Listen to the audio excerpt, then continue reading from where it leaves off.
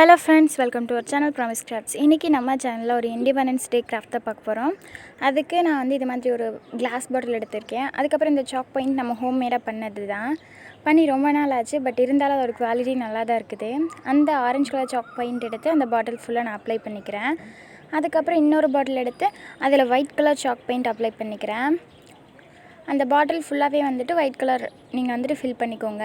நீங்கள் ஒரு பாட்டிலில் மட்டும் செய்கிறதா இருந்தால் ஒரு பாட்டிலையும் 3ஆக பிரித்து ஃபஸ்ட்டில் ஆரஞ்சு, செகண்டில் ஒயிட், தேர்டில் க்ரீன் கொடுத்துக்கலாம். இப்போ நான் க்ரீன் கலர் எடுத்து இன்னொரு பாட்டிலில் க்ரீன் கலர் ஃபுல்லாக அடிச்சுக்கிறேன்.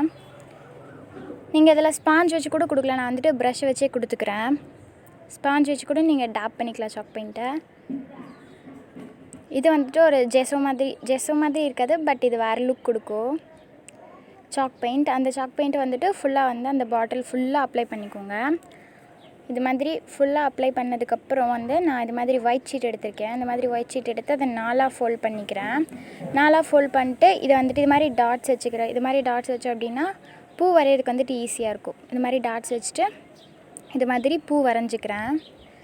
இது மாதிரி இந்த பெரிய பூ 2, அதுக்கப்புறம் சின்ன பூ 2 நான் வரைஞ்சிக்கிறேன். வரைஞ்சிட்டு இதை கட் பண்ணி கூட எடுத்துக்கிறேன். சிசர் யூஸ் பண்ணி எல்லாத்தையும் கட் பண்ணி எடுத்துக்கோங்க. இது மாதிரி பூ கட் பண்ணியாச்சு. அந்த பூ இது மாதிரி சிசர் யூஸ் பண்ணி இது மாதிரி இழுத்து விட்டுக்கிறேன். இதே மாதிரி எல்லா பூவையும் பண்ணிக்கோங்க.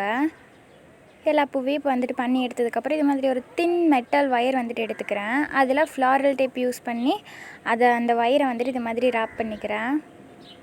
Green colour floral tape use பண்ணி அதை ரேப் பண்ணதுக்கப்புறம் இதே மாதிரி நான் நிறைய செஞ்சு எடுத்திருக்கேன். எவ்வளோ பூ செஞ்சேனோ அவ்வளோ கம்பி எடுத்திருக்கேன். அதுக்கப்புறம் அந்த கம்பி இது மாதிரி மடிச்சுக்கோங்க. மடிச்சுட்டு அதை இது மாதிரி வச்சு இது மாதிரி திருப்பி விட்டிங்க அப்படின்னா இது மாதிரி உங்களுக்கு ஒன்று கிடச்சிடும். இதே மாதிரி எல்லா கம்பியும் நீங்கள் பண்ணி எடுத்துக்கணும். பார்த்தீங்களா? இதே மாதிரி எல்லா கம்பியும் பண்ணி எடுத்துகிட்டு இப்போ அந்த மடக்கினதில் நம்ம ஃபெவிபாண்ட் அப்ளை பண்ணி பூ ஒட்டிக்கிறோம். நீங்கள் ஃபெவிகால் கூட அப்ளை பண்ணிக்கலாம். நான் சீக்கிரம் ஒட்டட்டும் அப்படின்றதுக்காக ஃபெவிபாண்ட் யூஸ் பண்ணி ஒட்டிக்கிறேன். இதே மாதிரி எல்லா பூவிலையும் நான் ஒட்டிக்கிறேன். எல்லா கம்பிலையும் பூவை வச்சு நான் ஒட்டி எடுத்துக்கிறேன். கொஞ்சம் பொறுமையாக ஒட்டினீங்க அப்படின்னா ஒட்டிடலாம். இதே மாதிரி எல்லா பூவையும் ஒட்டி எடுத்துக்கோங்க. ஒட்டி எடுத்ததுக்கப்புறம் இது மாதிரி கம்பி எடுத்துருக்கேன். இது கொஞ்சம் திக்கான கம்பி. அந்த கம்பிலையும் இந்த டேப் போட்டுக்கிறேன். இந்த மாதிரி டேப் போட்டு ரோல் பண்ண ஸ்டார்ட் பண்ணிட்டு அந்த ஒவ்வொரு பூவாக எடுத்து அதுக்கு நடுவில் வச்சு ரோல் பண்ணுங்கள்.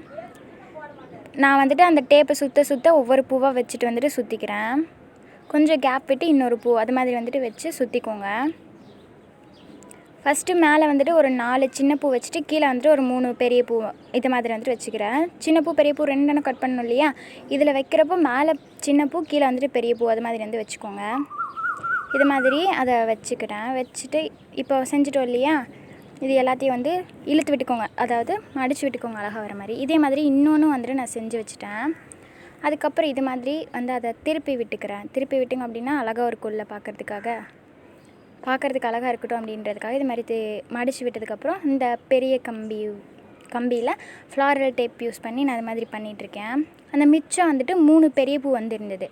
அதை ஃபஸ்ட்டு ஒரு பெரிய பூ கோத்துட்டு அதுக்கப்புறம் இந்த ஒரு இதை வச்சுக்கிறேன். ஒரு கொத்து நம்ம தனியாக பண்ணோம் இல்லையா? அந்த கொத்தை வச்சுட்டு அப்படியே இதை பண்ணிக்கிறேன். அதுக்கப்புறம் ஒரு பெரிய பூ தனியாக இருந்த பெரிய பூ, அதுக்கப்புறம் அந்த பெரிய கொத்தை எடுத்துகிட்டு நான் சுற்றிக்கிறேன். நீங்கள் அந்த பூ கொத்து வைக்கிறோம் இல்லையா? அந்த இடத்துலலாம் ஒரு 4 தடவை டேப்பை நல்லா போட்டு நல்லா ஸ்ட்ராங்காக இருக்குதா அப்படின்றது உறுதி பண்ணிக்கோங்க. அது மாதிரி செஞ்சதுக்கப்புறம் நான் ஃபுல்லாக டேப் போட்டுட்டேன் கீழே வரைக்கும். போட்டுட்டு அதை இன்னொரு தடவை அழகாக இருக்கிற மாதிரி மடித்து விட்டுக்கோங்க. இதே மாதிரியே நான் ஆரஞ்சு கலர்லேயும் பண்ணியிருக்கேன். ஆரஞ்சு கலர் பேப்பர் யூஸ் பண்ணி அடுத்து க்ரீன் கலர்லேயும் பண்ணியிருக்கேன். இது மாதிரி நம்ம 3 பண்ணிட்டோம் இல்லையா? இப்போ இந்த ஆரஞ்சு கலர் பாட்டிலில் நம்ம ஆரஞ்சு கலர் பூ வச்சுக்கணும். அடுத்து ஒயிட் கலர் பாட்டிலில் ஒயிட் கலர் பூ வச்சுக்கணும். அடுத்து க்ரீன் கலர் பாட்டிலில் நம்ம க்ரீன் கலர் ஃப்ளவரை வச்சுக்கணும்.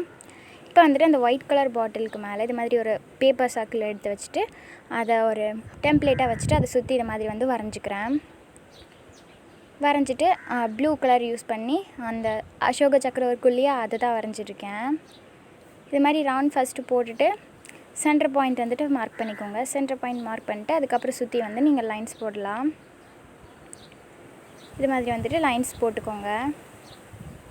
தின் ப்ரஷ் எடுத்து லைன்ஸ் போட்டுக்கோங்க. நீங்கள் ஸ்கெட்சில் கூட போட்டுக்கலாம்.